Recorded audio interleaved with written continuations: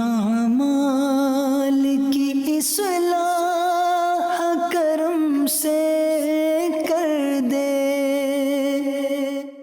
مولایا صلی وسلم دائما ابدا علی حبیبک خیر الخلق کلہم مولایا صلی وسلم دائما ابدا علی حبیبک خیر الخلق کلہم۔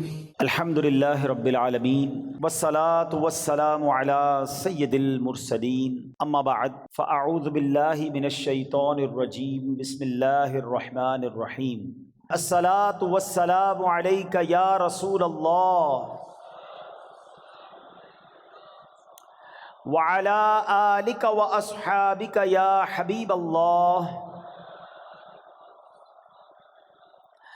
الصلاۃ والسلام علیک یا نبی اللہ وعلی آلک واصحابک یا نور اللہ۔ درود پاک پڑھنے کے بے شمار فضائل و برکات ہیں۔ ایک بڑی کمال کی حدیث ہے، میرے آقا فرماتے ہیں جس نے مجھ پر ایک بار درود پاک پڑھا اللہ کریم اس پر 10 رحمتیں نازل فرماتا ہے۔ جس نے مجھ پر 10 بار درود پاک پڑھا رب کریم اس پر 100 رحمتیں نازل فرماتا ہے۔ رسول پاک فرماتے ہیں جس نے مجھ پر 100 بار درود پاک پڑھا اللہ اس پر 1000 رحمتیں نازل فرماتا ہے۔ آقا فرماتے ہیں ومن صلی علی الفا، جس نے مجھ پر 1000 بار درود پاک پڑھا آقا فرماتے زحمت کتفہ کتفی علی باب الجنہ، نبی پاک فرماتے جنت کے دروازے پر اس کا کاندھا میرے کاندھے سے چھو رہا ہوگا۔ اللہ اکبر، ہم تو غلام مصطفیٰ ہیں، ہم تو چاہتے ہیں آقا اپنے پیچھے پیچھے لے جائیں تو بڑی بات ہے، مگر گویا نبی پاک یہ فرما رہے ہیں جو 1000 بار درود پاک پڑھنے والا ہوگا وہ میرے ساتھ جنت میں جائے گا۔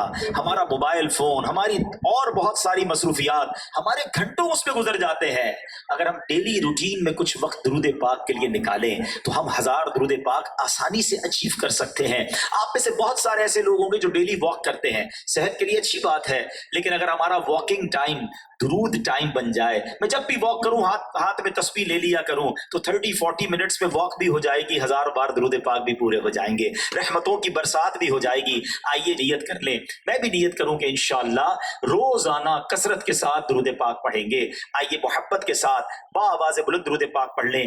صلو علی الحبیب صلی اللہ تعالی علی محمد صلی اللہ علیہ وسلم۔ سرکار دو عالم علیہ الصلوۃ والسلام کی شان جب بھی کسی کو بیان کرنے کا موقع ملتا ہے، نبی پاک وہ عظیم ہستی ہے کہ جب بھی ان کی شان بیان کرنے کی باری آتی ہے نا، ان کا ذکر کرنے کی باری آتی ہے تو مبلغ یا جس کو واعظ کرنا ہے وہ پزل ہو جاتا ہے کہ کہاں سے شروع کروں اور کہاں بات لے جاؤں، ختم تو ہوتی نہیں ہے۔ سیدی اعلیٰ حضرت امام عشق و محبت نے ایک بار کوشش کی اور ایسا لگتا ہے کہ ایک تذبذب کے عالم میں کلام لکھ دیا۔ وہ کہتے سرور کہوں کہ مالک و مولا کہوں تجھے، وہ تلاش کر رہے ہیں کہ نبی پاک علیہ الصلوۃ والسلام کے لیے کون سا ورڈ چوز کروں، کون سا وصف چوز کروں۔ کہتے ہیں آقا سرور کہوں کہ مالک و مولا کہوں تجھے، باغ خلیل کا گل زیبا کہوں تجھے، اللہ رے تیرے جسم منور کی تابشیں، اے جام جاں اے جانے تجلا کہوں تجھے، تیرے تو وصف عیب تناہی سے ہیں بری، حیران ہوں میرے شاہ میں کیا کیا کہوں تجھے۔ تو آقا علیہ الصلوۃ والسلام کی شان، سچی بات یہ ہے نہ ہماری اوقات ہے نہ ہمارے پاس الفاظ ہیں کہ ہم سرور کائنات صلی اللہ تعالی علیہ وسلم کی شان بیان کریں۔ البتہ قرآن مجید فرقان حمید میں رب عز و جل نے اپنے محبوب کو کیا شاندار الفاظ سے کس طرح ذکر فرمایا۔ اللہ قرآن میں فرماتا ہے وما ارسلناک الا رحمۃ للعالمین، اے محبوب اور ہم نے تمہیں نہ بھیجا مگر رحمت سارے جہان کے لیے، میرے آقا رحمت للعالمین بن کر آئے۔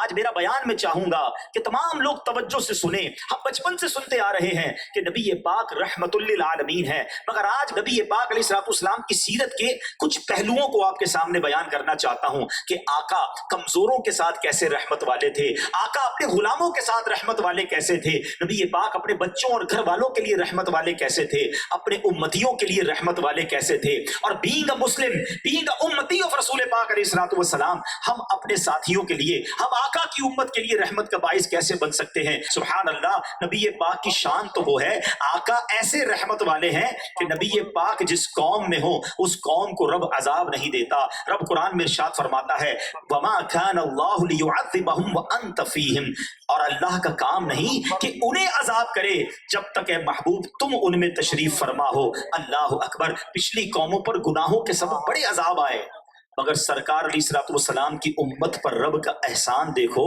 कि अल्लाह ने अजाब से उन्हें बचा लिया। सैयदी आला हजरत अपने शेर में इसी आयत की तरफ इशारा करते हुए क्या फरमाते हैं?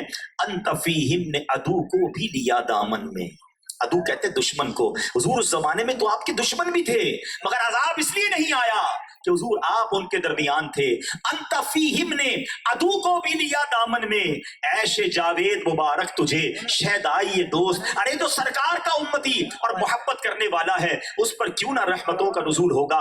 ऐ मेरे प्यारे इस्लामी भाइयों, नबी पाक हम पर कैसे मेहरबान है। एक और जगह कुरान में रब ताला इरशाद फरमाता है, लक़द जाअकुम रसूलुम मिन अनफुसिकुम अज़ीज़ुन अलैहि मा अनित्तुम हरीसुन अलैकुम बिल मुमिनीन रऊफुर रहीम। अल्लाह अकबर, अल्लाह फरमाता है बेशक तुम्हारे पास तुम में से वो अजीम रसूल तशरीफ ले आए जिन पर तुम्हारा मुशक्कत पे पड़ना बहुत भारी गुजरता है। वो तुम्हारी भलाई के निहायत चाहने वाले, मुसलमानों पर बहुत मेहरबान, रहमत फरमाने वाले हैं। गोया हमसे प्यार कितना है हमारे आका को, हम तकलीफ में आए उन्हें भारी लगता है, उन पर मुशक्कत हो जाती है। ऐसे करीम आका के हम उम्मती हैं, तो फिर हम झूम कर ये क्यों ना कहा करें कि वो हमारे नबी, उनके हम उम्मती, वो हमारे नबी, उनके हम उम्मती। उम्मती तेरी किस्मत पे लाखों सलाम, मेरी खुशकिस्मती मैं तेरा उम्मती, तू कुजा मन कुजा।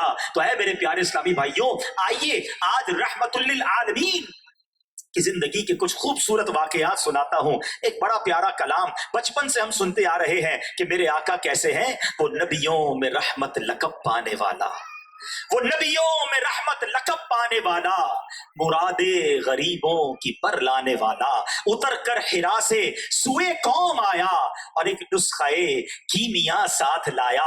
आका की शान क्या है? शायर मशरिक कहते हैं ना, लौह भी तू कलम भी तू, तेरा वजूद अल किताब, गुम्बदे आबगीन रंग, तेरे मुहीत में हबाब, आलमे आबो खाक में तेरे ज़हूर से फरोग, ज़र्रे रेग को दिया तूने तुलुए आफताब। शौक तेरा अगर न हो मेरी नमाज का इमाम, मेरा कयाम भी हिजाब, मेरा सुजूद भी हिजाब। वो दानाए सुबुल खत्मुर रसुल मौलाए कुल, जिसने गुबारे राह को बख्शा फरोगे वादी सीना, निगाहे इश्क व मस्ती में वही अव्वल वही आखिर, वही कुरान वही फुरकान, वही यासीन वही ताहा। अब आओ प्यारे आका की मुबारक जिंदगी के कुछ सुनहरे वाकयात सुनाता हूं। इस नीयत से सुनते जाइएगा कि हमने अब अपनी फैमिली में, अपने मुलाजमीन में, अपनी लाइफ में इसको किस तरह इंप्लीमेंट करना है। हजरत अबू हुरैरा रज़ियल्लाहु तआला अन्हु हदीस के रावी हैं।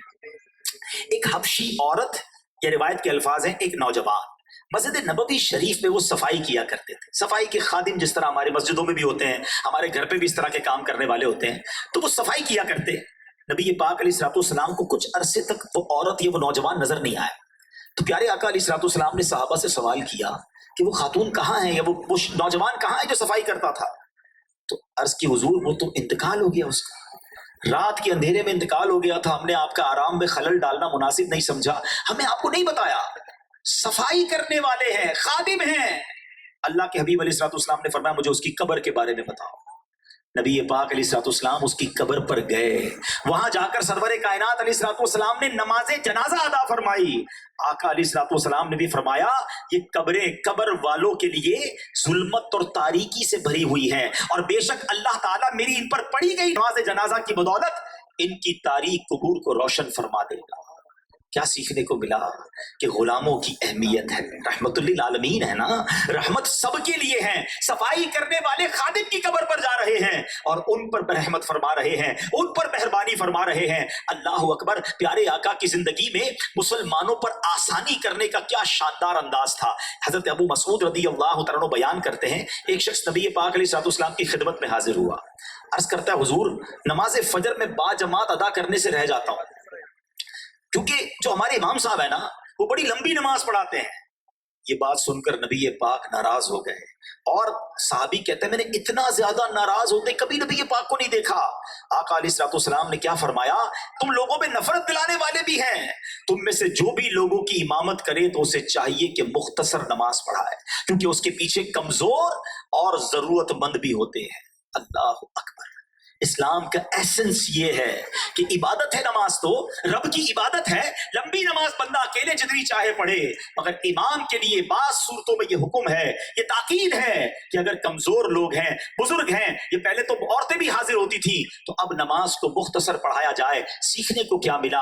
At any aspect of life, زندگی کے کسی بھی گوشے میں ہماری وجہ سے کسی کو تکلیف نہ پہنچے. ارے جب نماز طویل کرنے والے کو مختصر کرنے کا حکم ہے تو جو جناب اپنی زبان سے تکلیف پہنچاتا ہے، اپنے کردار سے تکلیف پہنچاتا ہے، اپنے ایٹیٹیوڈ سے کسی کا دل دکھاتا ہے، وہ سوچے کہ یہ کتنی بری بات ہوگی. نبی پاک علیہ الصلوۃ والسلام کس طرح اپنے غلاموں پر مہربان ہیں. پیارے آقا علیہ الصلوۃ والسلام کے سب سے مشہور خادم، ویسے تو کئی صحابہ کرام نے اپنی ڈیوٹیاں سنبھالی ہوئی تھی. کوئی صحابی نبی پاک کے نالین اٹھاتے تھے، کوئی پیارے آقا کی مسواک سنبھالتے تھے. ایک صحابی کی ڈیوٹی یہ تھی کہ پیارے آقا علیہ الصلوۃ والسلام کو وضو کا پانی پیش کرتے. ایک صحابی رضی اللہ عنہ کا کام یہ تھا کہ نبی پاک کی سواری کی ڈور تھاما کرتے تھے. مگر حضرت انس رضی اللہ تعالیٰ عنہ یہ نبی پاک کے بڑے خاص خادم ہیں. آپ کہتے ہیں میں 10 سال پیارے آقا کی خدمت میں حاضر رہا، کبھی نبی پاک نے مجھے اف بھی نہیں کہا، اف بھی نہیں کہا. کسی کام کرنے میں یہ نہیں فرمایا کہ یہ کیوں کیا، اور نہ کرنے پر یہ بھی نہیں فرمایا کہ یہ کیوں نہیں کیا. رحمت للعالمین ہے نا. اپنے غلاموں کے ساتھ، اپنے خادموں کے ساتھ سلوک کیسا ہے.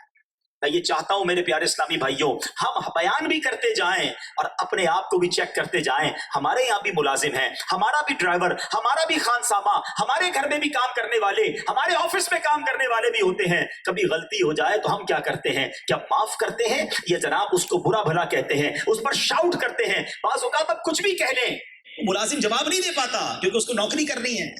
مگر ہم سوچیں کہ ہم جس آقا کے امتی ہیں وہ تو ایسا نہیں کیا کرتے. ان کی سیرت تو ہمیں یہ سکھا رہی ہے کہ آقا اپنے غلام سے اف بھی نہ فرماتے. اور ہم جناب بعض اوقات چھوٹی سی غلطی پر بہت بڑی سزا دینے کے لیے چلے جاتے ہیں. معاف کرنے کی سیرت سیکھیے. نبی پاک علیہ الصلوۃ والسلام کی سیرت سے ہمیں یہ سیکھنا ہے کہ غلطی ہم سے بھی تو ہوتی ہے نا. تو ہمیں یہ بات غور کرنی ہے کہ اگر آج میرا کسی پر کنٹرول ہے نا، میں افسر ہوں یا میرے ماتحت بہت سارے لوگ ہیں، مگر وہ اللہ کے بندے ہیں، میں یہ نہ سمجھوں کہ آج میں جو چاہوں ان کے بارے میں ڈیسیشن لوں. اگر میرے رب نے میری غلطیاں پکڑنا شروع کی تو میں کدھر جاؤں گا. ہم شب قدر کو ایک دعا پڑھتے ہیں، بڑی پیاری دعا ہے، اللہم انک عفو کریم تحب العفو فاعف عنی. کیا معنی ہے اس کا؟ اللہم انک عفو، اے اللہ تو معاف کرنے والا ہے، تحب العفو، معافی کو پسند بھی کرتا ہے، فاعف عنی، اے اللہ مجھے بھی معاف کر دے. ایوریبڈی آف اس، ہم سب چاہتے ہیں اللہ تعالیٰ میرے سارے گناہ معاف کر دے. تمنا یہی ہے نا. مگر کبھی ہم نے یہ سوچا کہ میں جس رب سے معافی مانگ رہا ہوں اس کے بندوں کو میں نے معاف کیا؟ میں سب سے بدلہ لوں، میں کسی کو نہ چھوڑوں، میں کسی کی مسٹیک نہ بخشوں، میں فوراً ٹٹ فور ٹیٹ کروں اور اللہ سے التجا یہ یا اللہ تو مجھے معاف کر دے. خود سوچو یہ کیسی کیا ریلیونٹ دعا ہے. دعا تو یہ ہونا، یا اللہ میں نے تیرے سارے بندوں کو معاف کر دیا، میں بھی تیرا بندہ ہوں، تو مجھے معاف کر دے، مجھے پکڑنا نہیں، میں کمزور ہوں، مجھ سے ہو گئی غلطیاں، میں جو اپنے میرے ہاتھ میں ہے میں وہ یہ کر رہا ہوں کہ میں تیرے بندوں کو معاف کر رہا ہوں. رحمت للعالمین کے امتی ہو تو امتیوں کے لیے رحمت بنیے، اپنے ملازمین، اپنے گھر والوں کے لیے رحمت بنیے، اپنے دوستوں اور اپنے احبہ کے لیے رحمت بنے اور نرمی کا سامان کیجیے. ایک واقعہ مجھے یاد آ گیا، جو بندوں کو معاف کرتا ہے اللہ اس پر کیسا مہربان ہوتا ہے. ایک بڑا گناہگار شخص تھا، بڑا گناہگار تھا، اس کا انتقال ہو گیا. اس کے کسی دوست نے اسے خواب میں دیکھا کہ مرنے کے بعد تمہارے ساتھ کیا معاملہ ہوا. کہتا ہے اللہ کریم نے میری بخشش فرما دی. کہ تو بڑا گناہگار، تیری کیسے بخشش ہو گئی؟ کہ ہوا یہ، ایک بار میری بیوی نے کھانا بنایا اور اس میں نمک بہت زیادہ ڈالا تھا. میرا بڑا جی چاہا کہ میں اپنی بیوی کو سزا دوں، یہی پلیٹ اٹھا کے منہ پہ مار دوں. ہو سکتا ہے یہاں بھی کچھ ایسے شیر ببر بیٹھے ہوں گے کہ جب گھر میں کوئی غلطی ہو جائے، چائے ٹھنڈی ملے یا پانی گرم ملے یا کھانا ٹائم پہ نہ ملے، کپڑے استری نہ ہو، تو جناب جو منہ میں آیا کہہ دیا، جو چاہا سزا دے دی. یہ نہ کیا کرو. ہم نے عورت سے شادی کی ہے، کمپیوٹر سے شادی نہیں کی ہے. وہ بھی انسان ہے، غلطی ہو سکتی ہے اس سے. اب کیا ہوا، وہ کہتا مجھے جی تو بڑا چاہا کہ میں اس کو رپلائی دوں. پھر دل میں سوچا یار کہ ایک مسٹیک میری وائف نے کی ہے اور مجھے سزا دینے کو جی چاہ رہا ہے. میں تو صبح شام اللہ کی بارگاہ میں کتنی غلطیاں کر رہا ہوں، اگر مجھے پکڑا گیا تو میں کدھر جاؤں گا؟ کہتا میں نے بغیر کچھ کہے کھانا کھا لیا اور چلا گیا۔ مرنے کے بعد مجھے بتایا گیا کہ اس روز جو تو نے بندہ ہو کر میری بندی کو معاف کر دیا تھا، میں تو سب سے بڑا معاف کرنے والا ہوں، جا میں نے تیرے سارے گناہ معاف کر دیے۔ کاش یہ بات سمجھ آ جائے کہ بندوں کو معاف کروں گا نا تو اللہ مجھے معاف کرے گا۔ ایک حدیث پاک ہے جس کا مضمون ہے جو رحم نہیں کرتا اس پر رحم نہیں کیا جائے گا، جو معاف نہیں کرتا اسے معاف نہیں کیا جائے گا۔ اللہ کرے کہ ہم رحم دل بن جائیں، ہم معاف کرنے والے بنے۔ آگے سنتے جائیے رحمت للعالمین کمزوروں کے بارے میں کیا فرماتے ہیں۔ اللہ کے حبیب علیہ الصلوۃ والسلام فرماتے ہیں مجھے اپنے کمزور لوگوں میں تلاش کرو، بے شک تمہیں اپنے کمزور لوگوں کی وجہ سے ہی رزق دیا جاتا ہے اور انہی کی وجہ سے تمہاری مدد کی جاتی ہے۔ ہم تو کہتے ہیں جناب پاورفل آدمی سے دوستی ہونی چاہیے، میرا رابطہ میرا واسطہ میرے کیلیبر کے لوگوں سے ہونا چاہیے، مگر نبی پاک فرماتے ہیں مجھے اپنے کمزور لوگوں میں تلاش کرو۔ پنجاب کے لوگ ایک بڑی پیاری بات کہتے ہیں، ہے بڑی گہری بات، وہ کہتے ہیں طاقتور سے نہ ڈرو، ماڑے آدمی سے ڈرو۔ ماڑا کس کو کہتے ہیں؟ کمزور کو۔ کمزور سے کیوں ڈرے؟ طاقتور تو اپنا بدلہ خود لے لیتا ہے، کمزور جو ہے نا وہ اللہ کی بارگاہ میں جب فریاد کرتا ہے نا تو پھر بندہ برباد ہو جاتا ہے، وہ عرش تک آواز جاتی ہے، وہ اللہ مظلوم کے ساتھ ہو جاتا ہے۔ تو نبی پاک بھی فرما رہے ہیں کہ کمزوروں سے کے ساتھ مجھے تلاش کرو۔ تو اے میرے پیارے اسلامی بھائیوں، اگر کوئی کمزور بندہ ہو اس کا ہاتھ پکڑنے والے بنے، کسی کی دعائیں لیں، زندگی کا ایک فارمولہ بنا لیں، ہائے نہ لیں، ہائے لے کر برباد ہوتے دیکھا اور دعائیں لے کر لوگوں کو ہم نے کامیاب ہوتے دیکھا ہے۔ نبی پاک علیہ الصلوۃ والسلام انہی غریبوں کے بارے میں فرماتے ہیں، حضرت ابو ہریرہ اس حدیث کے راوی ہیں، غریب مسلمان، سنیے اگر میرے کوئی غریب بھائی مجھے سن رہے ہیں، یہ امیروں کو دیکھ کر ڈی مورلائز نہ ہوا کرو، یہ دنیا کی دولت آنی جانی ہے، اصل تو آخرت ہے نا۔ اللہ کے حبیب فرماتے ہیں غریب مسلمان دولت مندوں سے آدھا دن پہلے جنت میں داخل ہوں گے، اور وہ آدھا دن کتنا ہوگا؟ فرمایا عرصہ 500 سال پر مشتمل ہے۔ اگر غربت ہے نا تو اللہ کی رضا پر راضی رہنا ہے، اور اسی طرح ہمیں اپنے مال پر اترانا نہیں ہے اور غریبوں کو حقیر نہیں جاننا ہے۔ ہمیں کیا معلوم اللہ کی بارگاہ میں کس کا کیا مرتبہ ہے۔ اے میرے پیارے اسلامی بھائیوں، چند باتیں ہو گئیں غریبوں کی، مسکینوں کی اور خادموں کی، ملازمین کی۔ اب آؤ نبی پاک اپنی فیملی کے بارے میں ہماری تربیت کیا فرما رہے ہیں۔ سبحان اللہ، کتنا پیارا مذہب ہے ہمارے آقا علیہ الصلوۃ والسلام نے، کیسی پیاری تعلیم فرمائی ہے۔ آقا علیہ الصلوۃ والسلام فرماتے ہیں کہ تم میں سے بہترین وہ ہے جو اپنے گھر والوں کے ساتھ بہترین ہے، اپنی فیملی کے ساتھ بہترین ہے۔ ہم بعض اوقات باہر والوں کے ساتھ بڑے بہترین ہوتے ہیں مگر اپنی فیملی کے ساتھ بعض اوقات رویہ ٹھیک نہیں ہوتا۔ ہمارے حسن اخلاق کا رحمت للعالمین ہم یہ سکھا رہے ہیں کہ ہمارے حسن اخلاق کا سب سے زیادہ حقدار کوئی ہے تو وہ ہمارے اپنے گھر والے ہیں۔ اب نبی پاک علیہ الصلوۃ والسلام یتیموں کے بارے میں ہماری تربیت کیا فرما رہے ہیں۔ اللہ کے حبیب علیہ الصلوۃ والسلام فرماتے ہیں جس کا مضمون ہے کہ میں اور یتیم کی کفالت کرنے والا شخص جنت میں اس طرح ہوں گے۔ نبی پاک نے اپنی دونوں انگلیاں ملا کر بتایا زندگی میں کسی نہ کسی یتیم کی کفالت بھی کریں، کہ آقا علیہ الصلوۃ والسلام فرمانے کہ جنت میں وہ میرے ساتھ ہوں گے۔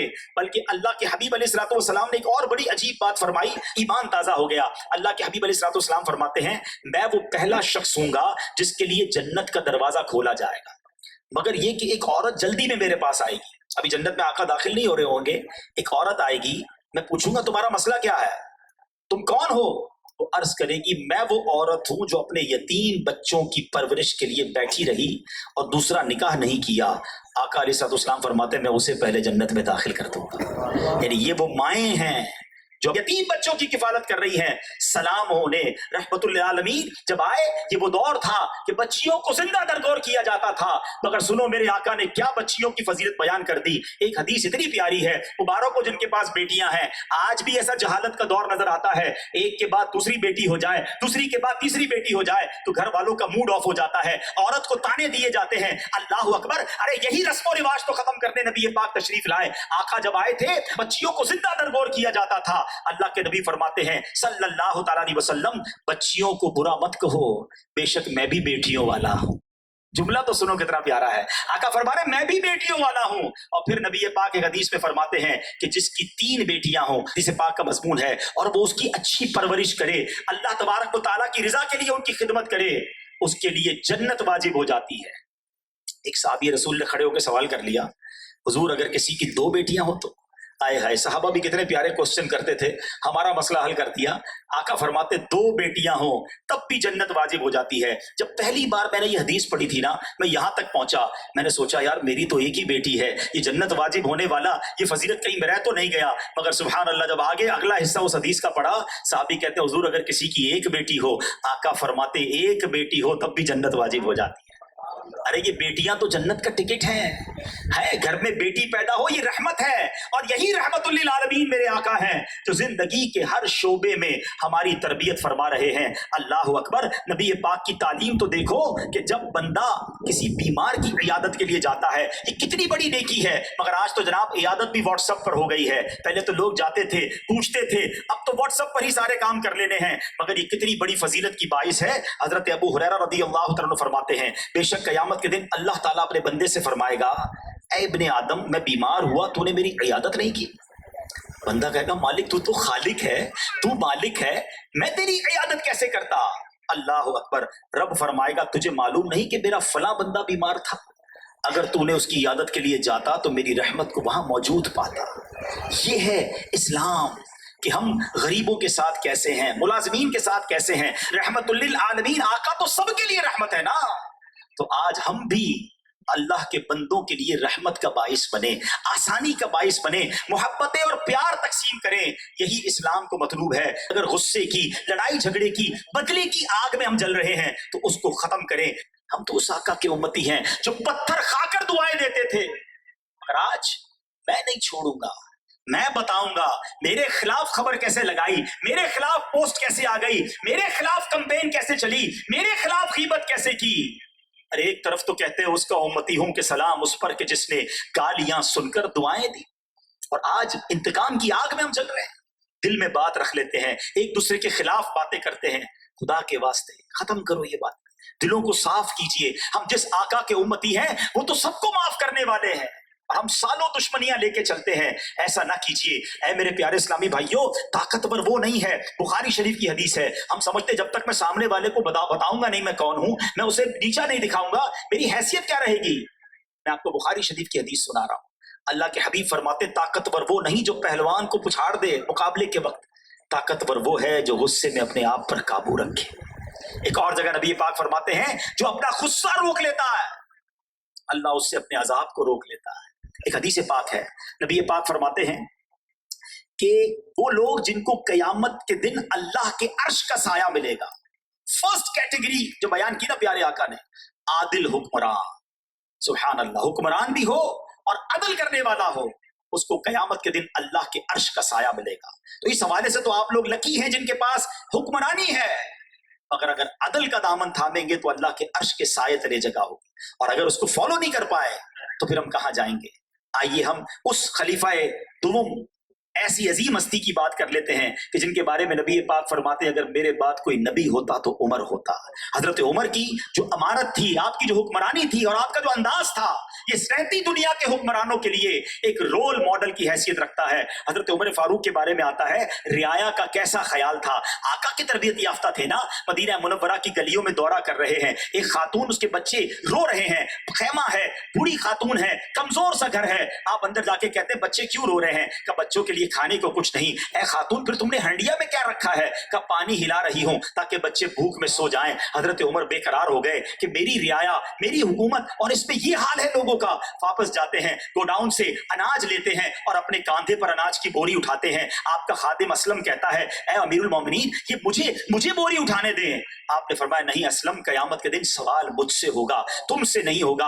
आप जाते हैं, अपने हाथ से खाना बनाते हैं, उस बुढ़िया को भी, उस खातून को भी पेश करते हैं, उसके बच्चों को भी खिलाते हैं, और जब बच्चे मुस्कुराने लगते हैं हजरत उमर कहते हैं अब मुझे तसल्ली हो गई कि ये रो रहे थे। खातून को ये नहीं पता कि ये कौन है। जब उन्होंने कहा कि तुम जैसा ही शख्स अमीरुल मोमिनीन होना चाहिए, हमारे अमीरुल मोमिनीन को तो पता ही नहीं है हमारा हाल क्या है, तो हजरत उमर कहते हैं आप कल दरबार में आइएगा, वहां आप मुझे पाएंगी। आपने तारुफ भी पेश नहीं किया और उस खातून का काम कर दिया। तो अल्लाह करे हमारे हुक्मरानों के दिलों में अवाम का दर्द पैदा हो जाए, हमें यह ख्याल आ जाए कि किस गुर्बत के साथ, किस मुफलिसी के साथ ہمارے لوگ زندگی گزار رہے ہیں، آپ کسی کا بھلا کر دیں گے، اللہ آپ کے لیے بے شمار صدقہ جاریہ کا باعث بنا دے گا۔ ذرا سوچئے حضرت امیر المومنین عمر فاروق رضی اللہ تعالیٰ عنہ کو وقف کے مال کا کتنا خیال ہوتا تھا۔ آپ ایک بار ایک اونٹ کے زخم کو دھو رہے ہیں، امیر المومنین ہیں اور اونٹ پر لگے ہوئے زخم کو دھو رہے ہیں، اور ساتھ ہی ساتھ یہ فرما رہے ہیں میں ڈرتا ہوں کہ کئی قیامت کے دن مجھے اس زخم کے بارے میں مجھ سے سوال نہ ہو جائے۔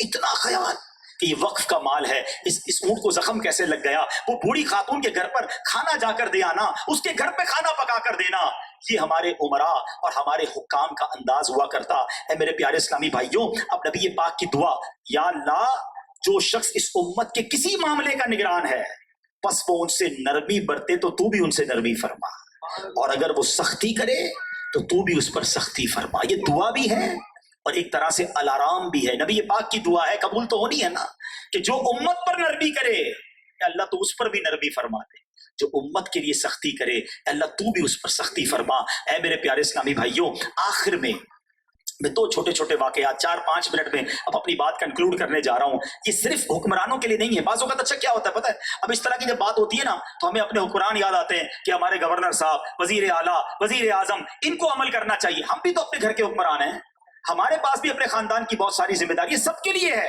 کہ جب بھی آپ کو کوئی ایسی جگہ ملتی ہے جہاں آپ فیصلہ کر سکتے ہیں، آپ کا انفلوئنس پڑتا ہے، آپ وہاں ان لوگوں کے ساتھ نرمی والا معاملہ کیسے کرتے ہیں۔ ذرا سنیے گا، ایک بار امیر المومنین نے ایک گورنر بنایا، قبیلہ بنو اسد کے ایک شخص کو حاکم بنایا، وہ عہدہ لینے کے لیے فاروق اعظم کی بارگاہ میں آیا تو ایک بچہ دوڑتا ہوا آیا، حضرت عمر نے اٹھایا اور بچے کو چوم لیا، تو وہ نیا گورنر کہتا ہے آپ بچوں کو نہیں چومتے، میں تو بچوں کو نہیں چومتا۔ آپ نے فرمایا گورنری واپس کرو، اگر تم بچوں سے ہی پیار نہیں کرتے تو پھر رعایا سے کیا پیار کرو گے؟ یعنی آپ کے پیرامیٹرز کیا تھے کہ نرم دلی ہے کہ نہیں، شفقت ہے کہ نہیں، لوگوں کے ساتھ انٹریکشن کیسا ہے۔ اللہ اکبر۔ حضرت عمر کے بارے میں آتا ہے کہ ایک بار آپ کے پاس ایک شہر کی لسٹ آئی، وہ لسٹ کون سا تھا؟ حمص، سیریا کا شہر تھا، کہ محتاج اور غریب کی لسٹ آئی کہ اس پہ پیسے بانٹنے۔ آپ حیران ہو گئے کہ اس کی لسٹ پہ پہلا نام اس علاقے کے گورنر کا تھا۔ آپ نے کہا ہم تو ان کو مشاہرہ بھی دیتے ہیں، منتھلی سیلری بھی جاتی ہے، یہ حضرت سعید بن عامر رضی اللہ عنہ کا نام اس پہ کیوں ہے؟ تو آپ نے جب ان سے پوچھا تو بتایا کہ وہ کچھ رکھتے ہی نہیں ہیں، جو سیلری ملتی ہے وہ ساری غریبوں محتاجوں میں تقسیم کر دیتے ہیں، خود بھی فقیری کی زندگی گزارتے ہیں۔ حضرت عمر کا بڑا زبردست احتساب کا نظام تھا، بڑا اکاؤنٹیبلٹی کا نظام تھا۔ آپ علاقے کی مسجد میں جاتے، لوگوں سے پوچھتے بتاؤ تمہارے گورنر کا کیا حال ہے، تو جب اس علاقے میں پہنچے تو لوگوں نے کہا حضور ہمیں سعید بن عامر رضی اللہ تعالیٰ سے 4 پرابلمز ہیں، 4 شکایتیں۔ اچھا 4 شکایتیں کیا ہیں؟ کچھ صبح صبح ہمارے پاس نہیں آتے، تھوڑا دن گزر جاتا ہے پھر آتے ہیں۔ اچھا دوسری کمپلین کیا ہے؟ کہتے ہیں دن کے وقت تو ہم سے ملتے ہیں، رات کو ہم سے نہیں ملتے۔ تیسری شکایت کیا ہے؟ تیسری شکایت ہے کہ مہینے میں ایک دن ایسا آتا ہے کہ کسی سے بھی نہیں ملتے۔ اچھا چوتھی شکایت کیا ہے؟ ہم نے دیکھا ہے کہ کبھی کبھی ان پر طویل بے ہوشی کا دورہ پڑ جاتا ہے۔ حضرت عمر نے گورنر صاحب کو بلا لیا کہ تمہارے لوگ تم سے مطمئن نہیں ہیں، 4 پرابلمز ہیں۔ پہلی بات ارلی مارننگ کیوں نہیں ملتے؟ کہتے حضور بات یہ ہے کہ میرے پاس کوئی خادم نہیں ہے، میری بیوی نے سالوں میری خدمت کی ہے، وہ بیچاری بیمار ہو گئی ہے، وہ بستر پر ہے، میں فجر کے بعد اس کے لیے ناشتہ بناتا ہوں، اس کی کچھ خدمت کرتا ہوں، اس نے میری ساری زندگی خدمت کی ہے، میں اس کے بعد اشراق چاشت کے بعد لوگوں سے ملتا ہوں۔ اچھا دوسری شکایت یہ ہے کہ آپ رات پہ کسی سے نہیں ملتے، کہ سارا دن حضور عوام کے ساتھ ہوتا ہوں، مجھے قبر میں بھی جانا ہے، رات میں اللہ کی عبادت میں گزارتا ہوں، رات سجدوں میں گزارتا ہوں، اس لیے میں رات اللہ کی عبادت میں گزارتا ہوں۔ اچھا تیسری شکایت یہ کہ آپ مہینے میں ایک دن ایسا آتا ہے جب کسی سے نہیں ملتے، تو کہتے ہیں مسئلہ یہ ہے کہ میرے جسم پر ایک ہی لباس ہے، میرے پاس دوسرا جوڑا نہیں ہے، مہینے میں ایک دن میں اس لباس کو دھوتا ہوں، اور لباس ہی نہیں ہوتا کہ میں پبلک میں جا سکوں، جب وہ لباس صحیح ہو جاتا ہے، سوکھ جاتا ہے، تو دوسرے دن لوگوں سے ملتا ہوں۔ اچھا چوتھی بات یہ بتاؤ کہ تمہیں طویل بے ہوشی کا دورہ کیوں پڑتا ہے؟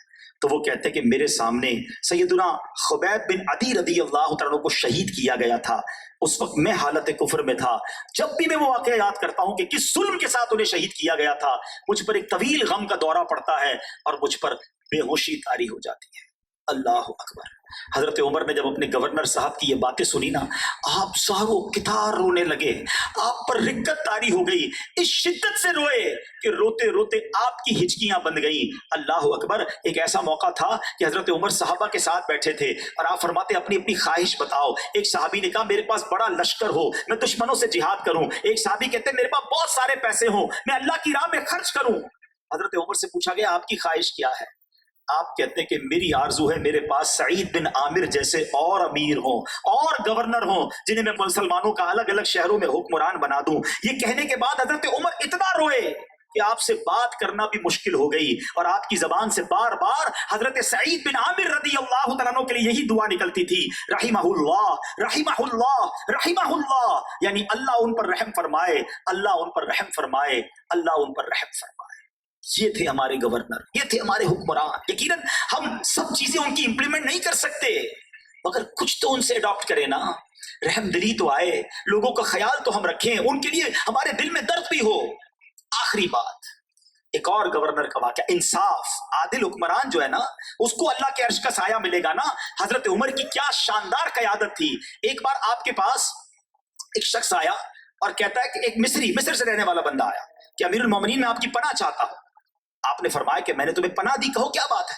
کہتا ہے حضور آپ کا ایک گورنر ہے سیدنا عمرو بن عاص، صحابی رسول ہے، ان کے بیٹے کے ساتھ میں نے دوڑ لگائی، میں ان سے سبقت لے گیا، ان کے بیٹے نے مجھ پر کوڑے برسائے اور یہ بھی کہا کہ تم میرا مقابلہ کرتے ہو، حالانکہ میں 2 کریموں کا بیٹا ہوں۔ اب انفلوئنس تھا، گورنر کا بیٹا تھا، اور جناب ریس میں ہارنے پر اس مصری کو مارا۔ حضرت عمر کے پاس کمپلین آ گئی، حضرت عمر نے فوراً سمن جاری کیا کہ گورنر کو بھی بلایا جائے اور ان کے بیٹے کو بھی بلایا جائے۔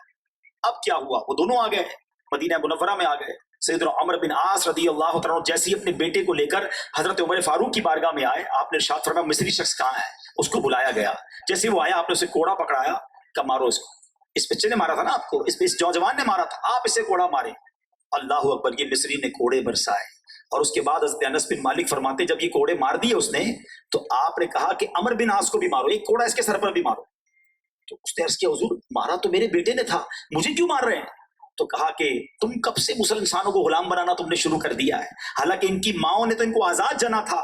عرض کیا امیر المومنین مجھے اس واقعے کا علم نہیں تھا، اور نہ ہی یہ شخص میرے پاس پہلے آیا۔ یہ تھا انصاف فاروقی۔ انصاف سب کے لیے ایک ہونا چاہیے، امیر کے الگ، غریب کے لیے الگ، انفلوئنس والے کے لیے الگ، جس کو کوئی نہیں جانتا اس کے لیے الگ، یہ نہیں ہونا چاہیے۔ اللہ کرے کہ میں بھی اپنی کیپیسٹی میں، آپ سب اپنی کیپیسٹی میں انصاف پر عمل کریں، مسلمانوں کے لیے رحمت بنے۔ اگر نبی پاک نے قیامت کے دن یہ فرما دیا کہ میں تو رحمت للعالمین بن کر آیا، میں نے تو غریبوں، مسکینوں، محتاجوں کو ساتھ دیا اور درس بھی دیا، اور تم زندگی میں کیا کرتے رہے؟ اور اگر آقا نے ہماری شفاعت نہیں کی تو ہم کدھر جائیں گے؟ تو آج کے اس بیان سے ہم سب یہ پیغام لے کر جائیں کہ ہم سب نے مرنا ہے، اور قیامت کے دن اللہ اور اس کے رسول کی بارگاہ میں پیش ہونا ہے۔ اس دن کی تیاری کیجئے۔ آمین بجاہ النبی الامین صلی اللہ تعالی علیہ وسلم۔ میرے اعمال کی اصلاح کرم سے